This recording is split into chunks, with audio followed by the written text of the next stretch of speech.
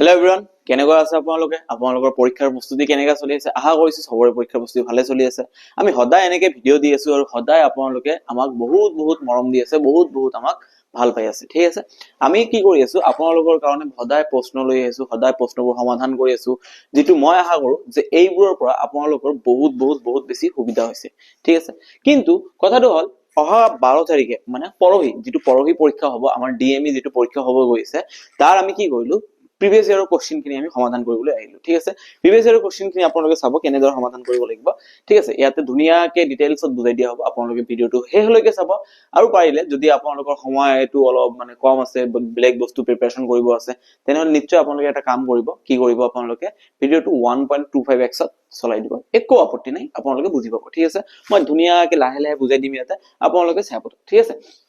ইয়াতে আমি যাও আজি আমাৰ প্ৰথম প্ৰশ্নটো ইয়াতে কি আছে চাব আপোনালোকে ঠিক আছে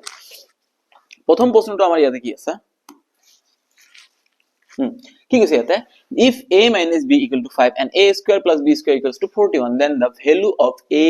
b is কৈছে যে যদি a minus b এর মান 5 থাকে আৰু a square plus b square এর মান কিমান দিছে 41 তেন্তে a b এর মান কিমান হ'ব ঠিক আছে এতিয়া বহুতে কি কৰিব ইয়াৰ পৰা a minus b দিয়া আছে a minus b লিখিব equals to 5 তাৰ পিছত কি কৰিব a equals to 5 plus b তাৰ পিছত ইয়াতে a এৰ মান ঠাইত এই মানটো বহাই দিব তাৰ পিছত a এৰ মান উলিয়াই লব তাৰ পিছত b এৰ মান উলিয়াই লব এনেকৈ কৰিলে আপোনালোকৰ বহুত বেছি দীঘল হ'ব গৈছে আপোনালোকে কি কৰিব আপোনালোকক কিমান দিয়া আছে a minus b equals to 5 আপোনালোকে এটা কাম কৰিব দুফালে স্কয়াৰ কৰি দিব a minus b এইফালে স্কয়াৰ মানে হোল স্কয়াৰ হৈ যাব এইফালে 5 স্কয়াৰ ঠিক আছে এতিয়া আপোনালোকে নিশ্চয় জানে a plus b whole square equals to a square plus 2b plus b square ঠিক তেনেদৰে a minus b whole square কি হৈ যাব a square minus 2b plus b square তেনেহলে মই এটো a minus b সূত্ৰটো লিখি দিম a square minus 2ab plus b square equals to 25 5 square মানে 25 এতিয়া ইয়াতে a square আছে plus b square আছে মই যদি এই দুটা একেলগে লিখি লও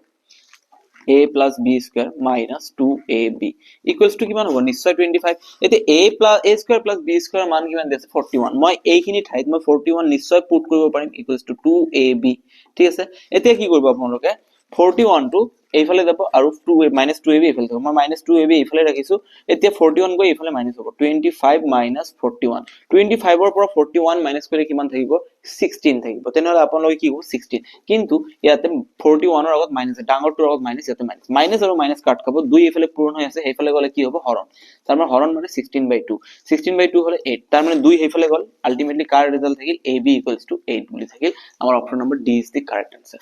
আশা কৰিছো আপোনালোকে বুজি পাইছে আমি কেনেকৈ এই বস্তুটো সমাধান কৰিলো আপোনালোকে চাইছে ঠিক আছে ঠিক তেনেদৰে নেক্সট প্ৰশ্ন আমি আগুৱাই যাও আমাৰ নেক্সট প্ৰশ্নটো ইয়াতে কি আছে চাব আপোনালোকে পাঁচডাল পাইপেৰে এটা জলাধাৰ ট্যাঙ্ক 80 মিনিটত পুৰ কৰিব পাৰি একেটা জলাধাৰৰ 8ডাল পাইপেৰে একেটা জলাধাৰ মানে কি কৈছে ট্যাঙ্কটো কি কৈছে 8ডাল পাইপেৰে পুৰ কৰিবলৈ কিমান সময়ৰ প্ৰয়োজন হ'ব ঠিক আছে এটা ট্যাঙ্ক আছে ট্যাঙ্কটো কিমান সময়ত থাকে 80 মিনিটত পুৰ কৰিব পাৰি মানে ফিল আপ কৰিব পাৰি কেইটা পাইপ লগালে পাঁচটা পাইপ লগালে এতিয়া আপোনালোকে কওক দুটা বস্তু থাকে এটা আছে প্ৰত্যক্ষ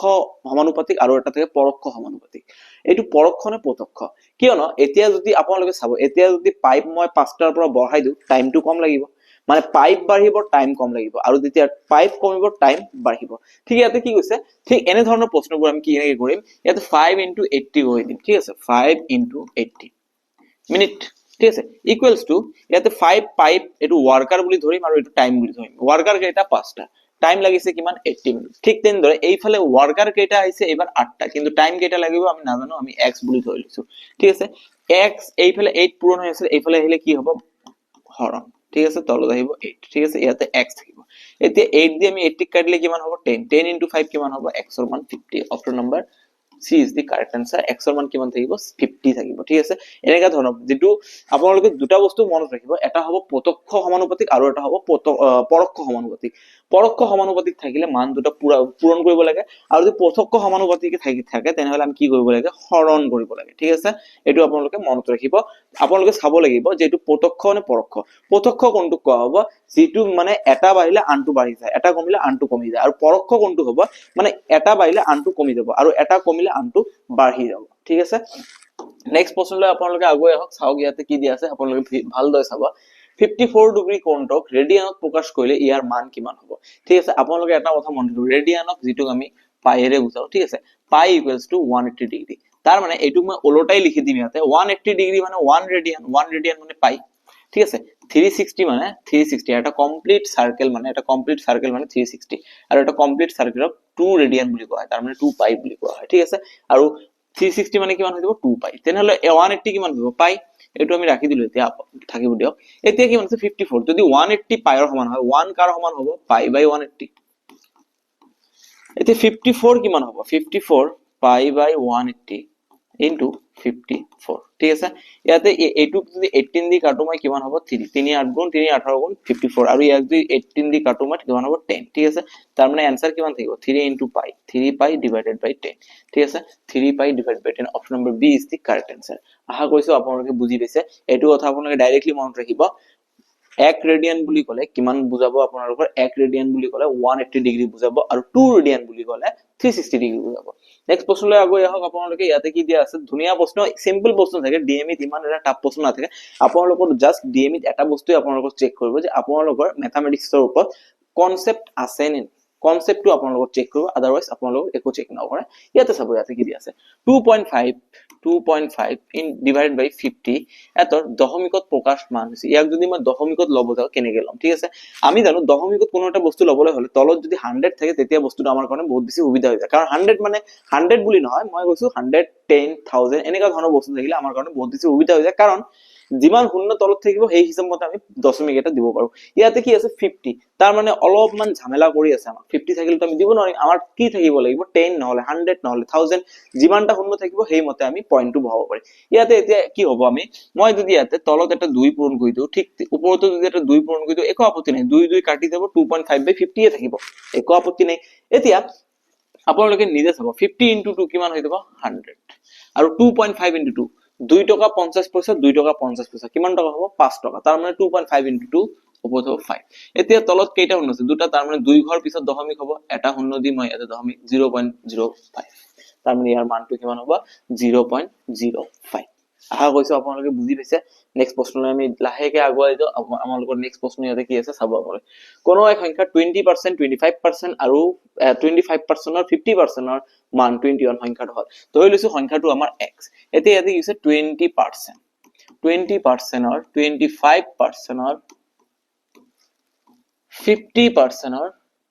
x ৰ মান কিমান আছে 21 x ৰ সংখ্যাটো আমি ধৰি লৈছো x কোনো এক সংখ্যা যিকোনো সংখ্যা x 20% মানে কিমান 20% মানে হল 1/100 এতিয়া ডাইৰেক্ট আপোনালোকে কৰিব পাৰে 20% মানে 1/5 তথাপি মই সকলোকে বুজাব চেষ্টা কৰিছো কাৰণ বহুতে আছে এই ভগ্নাংশবোৰ নাজানে 20% মানে 1/5 ঠিক 25% মানে 1/4 50 মানে 1/2 ঠিক আছে একো আপত্তি নাই ইয়াতে চাব ইনটু ৰ মানে পূৰণ বুজাব ইয়াতে মই 25 লিখিলো আকৌ পাৰ্সেন্ট মানে 1/100 ইয়াতে ৰ আছে আকৌ পূৰণ 50 আছে পার্সেন্ট মানে 1/100 ঠিক আছে এইফালে কিমান থাকিব 21 এতিয়া আপোনালোকে চাব 20 দিয়া কাটলে 5 এ হ'ব একে কথা 4 হ'ব একে কথা 2 হ'ব তাৰ মানে তলত ইয়াতে তো সৰি ইয়াতে এটা x থাকিব x টো মই লিখা নাই ইয়াতে 5 পূৰণ 4 কিমান হ'ব 5 পূৰণ 4 মানে 20 into 2 কিমান হ'ব 40 এইফালে থাকিব ওপৰত থাকিব x আৰু ওপৰতো সবখিনি কাটি গল তলত থাকিব 40 equals to 21 ঠিক আছে এতিয়া কি হ'ব এইফালে x থাকিব 40 এইফালে ইয়াৰ লগত পূৰণ হ'ব 21 into 40 পূৰণ হলে কিমান হ'ব 840 option number C is the correct answer তেনেহলে সংখ্যাটো কিমান আছিল আমাৰ 840 আশা কৰিছো আপোনালোকে বুজি পাইছে নেক্সট প্ৰশ্নলৈ আপোনালোকে আগুৱাই আহক চাব ইয়াতে নেক্সট প্ৰশ্ন কি আছে এনেকা ধৰণৰ প্ৰশ্ন পৰীক্ষাত দেখা যায় বিশেষকৈ ডিএমই আৰু আসাম পুলিচৰ পৰীক্ষাত তো এটা নহলে এটা পাবই আপোনালোকে কেনেকৈ কৰিব লাগিব চাব যদি বাৰ দিয়া থাকিব ন 0.23 বাৰ এইটো মানে কি বুজায় যাৰ ওপৰত বাৰ আছে সেইখিনি বাৰবাৰ ৰিপিট হৈ আছে 2 3 2 3 2 3 2 3 এনেকে ৰিপিট হৈ থাকে আৰু ইনফাইনাইট লৈকে গৈ থাকে তো এনেকা বস্তু সৰুকে বুজাবলৈ হলে আমি বাৰ দিব লাগে যিখিনিৰ ওপৰত বাৰ দিয়া থাকিব সেইখিনিয়ে ৰিপিট হৈ থাকিব এতিয়া কথাটো আপোনালোকে চাব ইয়াতে ঠিক আছে কথাটো কি হ'ব ইয়াতে যে 23 ওপৰত বাৰ আছে এইটুক যদি আপোনালোকে কিমানটা সংখ্যাৰ ওপৰত বাৰ আছিল কিমানটা অংকৰ ওপৰত আপোনালোকে নিশ্চয় জানে দুটা তলত দুটা 9 দিব আৰু সংখ্যাটো কি আছিল 23 দিব বাস finish option number A is the correct answer আশা কৰিছো আপোনালোকে বুজি পাইছে যিমানটাৰ ওপৰত বাৰ থাকিব সেই হিচাপ মতে আপোনালোকে তলত 9 বহাব লাগিব তাৰ পিছত ওপৰৰ সংখ্যাটো আপোনালোকে বহাই দিলে একো ভুল নহয় ডাইৰেক্ট आंसर আহি যাব ঠিক আছে নেক্সট প্ৰশ্নলৈ আমি আগলৈ আৰু এনেকা ধৰণৰ প্ৰশ্ন কিছুমান যদি বাৰ না থাকে মই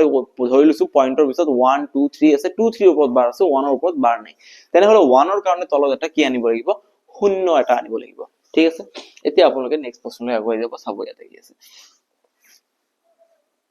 এটা সমদ্বিবাহু সমকোণী ত্ৰিভুজৰ ক্ষেত্ৰফল হৈছে 81 সেন্টিমিটাৰ ত্ৰিভুজটোৰ কৰ্ণৰ দৈৰ্ঘ্য হৈছে এটা সমদ্বিবাহু ত্ৰিভুজৰ কি কৈছে ক্ষেত্ৰফল হৈছে 81 সেন্টিমিটাৰ এটা সমদ্বিবাহু ত্ৰিভুজ কোৱাৰ লগে সমদ্বিবাহু ত্ৰিভুজৰ সমদ্বিবাহু সমকোণী বুলি কৈছে সমকোণী কোৱাৰ লগে আপোনালোকে কি বুজিব লাগিব ইয়াতে সমকোণী ত্ৰিভুজ মানে এটা কোণ 90 ডিগ্ৰী আছে ইয়াতে এটা কোণ কিমান আছে 90 ডিগ্ৰী ঠিক আছে সমকোণী ত্ৰিভুজৰ এটা কোণ 90 ডিগ্ৰী আৰু দুটা সমদ্বিবাহু কোৱাৰ লগে আপোনালোকে এটো বুজিব লাগিব যে এই ত্ৰিভুজটোৰ ভূমি আৰু লম্ব দুটা কি হ'ব লাগিব সমান হ'ব লাগিব এতিয়া সমান হলে আমি জানো ত্ৰিভুজৰ কালিৰ সূত্ৰ কি ভূমি পূৰণ উন্নতি বা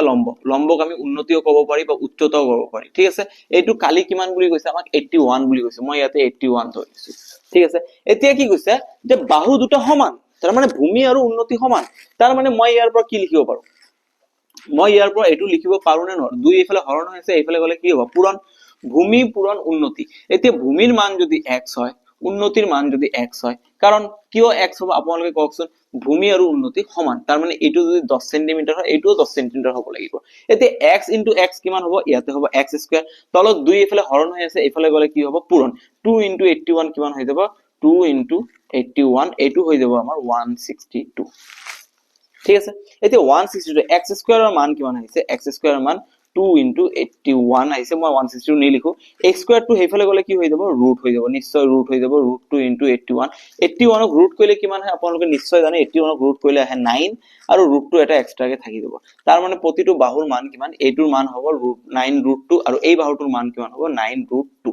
ঠিক আছে আহা কৈছো আপোনালোকে বুজি পাইছে 9 ৰুট 2 এতিয়া আপোনালোকে জানে নে নেজানে যে সমকোণী ত্ৰিভুজত আমি পাইথাগোৰাছৰ সূত্ৰ এটা ব্যৱহাৰ কৰো পাইথাগোৰাছৰ সূত্ৰ কি বুলি কয় যেতিয়া এটুক যদি লম্বটোক আমি ইংৰাজীত p বুলি ধৰি লম ভূমিটোক আমি ইংৰাজীত b বেস বুলি ধৰি লম আৰু অতিভুজ বা কৰ্ণটোক আমি কি বুলি ধৰো h পাইথাগোৰাছে আমাক কি কয় h square = p square + b square p ৰ মান ইয়াতে কিমান আছে p ৰ মান ইয়াতে আছে 9 ৰুট 2 স্কয়াৰ মই লিখি দিলো একো আপত্তি নাই প্লাস b ৰ মান ইয়াতে কি আছে 9 ৰুট 2 সেম মান হ'ব 9 ৰুট 2 স্কয়াৰ ঠিক আছে এটুক স্কয়াৰ কৰিলে কি হ'ব 81 * 2 এটুক স্কয়াৰ কৰিলে কি হ'ব 81 * 2 কিয় 9 স্কয়াৰ মানে 81 ৰুট 2 ৰ ওপৰত স্কয়াৰ আছে স্কয়াৰৰ ৰুট কাটি দিব অনলি 2 থাকিব ঠিক আছে ইয়াতে চাব এতিয়া 81 * 2 কিমান হ'ব 162 প্লাস 162 এটো যোগ কৰিলে কিমান হ'ব 324 yes 324 হ'ব না 324 হ'ব ঠিক আছে 324 h স্কয়াৰ = 324 এতে স্কয়াৰ টু হেফালে গলে কি হ'ব h = √324 কিমানক স্কয়াৰ কৰিলে 324 আহে আপোনালোকে নিশ্চয় জানে 18 ক স্কয়াৰ কৰিলে 324 আহে তাৰ মানে ইয়াক 324 ৰুট কৰিলে কিমান আহিব 18 আহিব আমাৰ যেটো আহি যাব এটো কিমান হৈ যাব 18 সেন্টিমিটাৰ তাৰ মানে সমদ্বিবাহু সমকোণী ত্ৰিভুজৰ কৰ্ণৰ দিক কিমান হ'ব কৈছে 18 সেন্টিমিটাৰ আহা কৈছো আপোনালোকে বুজি পাইছে এটো আপোনালোকে পাৰিলে হুনকালে কৰা ট্ৰাই কৰিব কিছুমান লাইন আপোনালোকে স্কিপ কৰিব লাগিব প্ৰেকটিছৰ বাবে এটো আহিব মই ইয়াতে ডিটেইলছ কৰি দৰ এটাই মূল কাৰণ যাতে আপোনালোকে ভালদৰে বস্তুটো ক্লিয়াৰলি বুজি পায় ঠিক আছে আদাৰ্স মোৰ একো কাৰণে মই ইমান স্লো যাব নিবিচাৰো কিন্তু মই এইটো বিচাৰো যে আপোনালোকে সবে যাতে বস্তুটো ভালদৰে বুজি পায় এনেকা নহয় এনেকা একেবাৰে নহয় যে কিছুমানে বুজি পাইছে কিছুমানে বুজি পোৱা নাই যে হনকালে বুজি পাইছে তাৰ তেখেতক মই এটা কথা ক'ব বিচাৰিছো আপোনালোকে ভিডিওটো 1.25x ত চাব আৰু যিহতে মানে অকনমান বুজিবলৈ অকনমান টান পায় ইহতে নরমালি চাই লব একো আপত্তি নাই মই ইমান ডিটেইলছত গৈছো আপোনালোকে চাইয়ে গম পাব ঠিক আছে তাৰ পিছত চাব নেক্সট ইয়াতে কি দিয়া আছে ইয়াতে কিমান দিয়া আছে ইয়াতো প্রোডাক্ট ইয়াতে উৎপাদন নহয় এটো পূৰণফল হ'ব প্ৰোডাক্ট মানে পূৰণফল ঠিক আছে কি কৈছে দুটা প্ৰাকৃতিক সংখ্যা 3:5 অনুপাতত আছে দুটা প্ৰাকৃতিক সংখ্যা 3:5 অনুপাতত আছে ইহতৰ পূৰণফল 135 তেনে সৰু সংখ্যাটো কিমান এতিয়া আপোনালোকে এটা কথা মাইন্ডত লবা যদি সংখ্যা দুটা 3:5 অনুপাতত আছে 3:5 অনুপাতত আছে তেনেহলে আপোনালোকে কৈছিল এটা সংখ্যা কিমান হ'ব আমাৰ 3x আনটো সংখ্যা কিমান হ'ব আমাৰ 5x ধৰি কাৰণ x কাটি যোৱাৰ পিছতহে 3:5 থাকিব ইয়াতে মই ধৰি লৈছো এটা সংখ্যা 3x আনটো কিমান 5x একো আপত্তি নাই ঠিক আছে এতিয়া প্ৰশ্ন আমাক কি কৈছে যে এই সংখ্যা দুটো পূৰণ কৰিলে কিমান পোৱা যায় 135 পোৱা যায় এতিয়া ইয়াতে চাব 3 * 5 কিমান হ'ব 15 x * x কিমান হ'ব x স্কয়াৰ ইকুৱেলছ টু কিমান থাকিব 135 একো আপত্তি নাই 15 এইফালে পূৰণ হৈ আছে সেইফালে গলে কি হ'ব হৰণ 15 এইফালে গৈ হৰণ হ'ব এইফালে x স্কয়াৰ আছে x স্কয়াৰ থাকিব এইফালে 135 আছে 135 ডিভাইডেড বাই 15 আৰু 15 দি যেতিয়া আমি 135 কাটিম কিমান হ'ব 9 x স্কয়াৰ এইফালে আছে স্কয়াৰ টু সেইফালে গলে কি হৈ যাব √9 মানে 3 তাৰ মানে আমি x ৰ মান কিমান পালো 3 এতিয়া দুটা সংখ্যা আছিল আমাৰ এটা 3x এটা 5x x ৰ মান আমি 3 এতিয়া 3 এই সৰু সংখ্যাটো এইটো হ'ব obviously 3x টো সৰু হ'ব আৰু 5x টো ডাঙৰ হ'ব এতিয়া x ৰ মান 3 যেতিয়া আমি ইয়াতে বহাই দিম 3 * x তাৰ মানে 3 * 3 = 9 তাৰ মানে সৰু সংখ্যাটো আমি কিমান পালো 9 option number B is the correct answer সৰু সংখ্যাটো কিমান হ'ব 9 আৰু ডাঙৰ সংখ্যাটো কিমান হ'ব গৈছে 3 * 5 15 ডাঙৰ সংখ্যাটো হ'ব 15 ঠিক আছে ভালদৰে আপোনালোকে মনোযোগেৰে চাব কিছুমান মানুহে এনেকা ভুল কৰি দিয়ে মানে খৰ ধৰ কৰতে এই x টো লৈ 5x ৰ লগত বহাই দিয়ে আৰু 15 আহি যায় আৰু অপচনত 15 দিয়াও আছে তেতিয়া কি কৰে ভাবে যে এইটোৱে সাগে ৰাইট কাৰেক্ট মাৰি দি থৈ আহে ফুল কনফিডেন্সত থাকে যে মোৰটো এই অংকটো ৰাইট হৈ গল মই সলভ কৰিলো এনসাৰও আহি গল কিন্তু পৰীক্ষাত ৰিজাল্ট দিয়াৰ পিছত ই মোৰো ছাত দি যে মোৰ ভুলটো হ'ব পাৰে ক'ত তেতিয়াহে গম পোৱা যায় যে ভুলটো একচুয়ালি হৈছে তোমাৰ ইয়াত তোমাক সুধিছে সৰু সংখ্যাটো তুমি পূৰণ কৰিছা 5 ৰ লগত তেতিয়াতো তুমি ভুল কৰি দিলা এটা ঠিক আছে আহা কৈছো আপোনালোকে বুজি পাই আছে তাৰ পিছত আমাৰ নেক্সট প্ৰশ্নটো কি আছে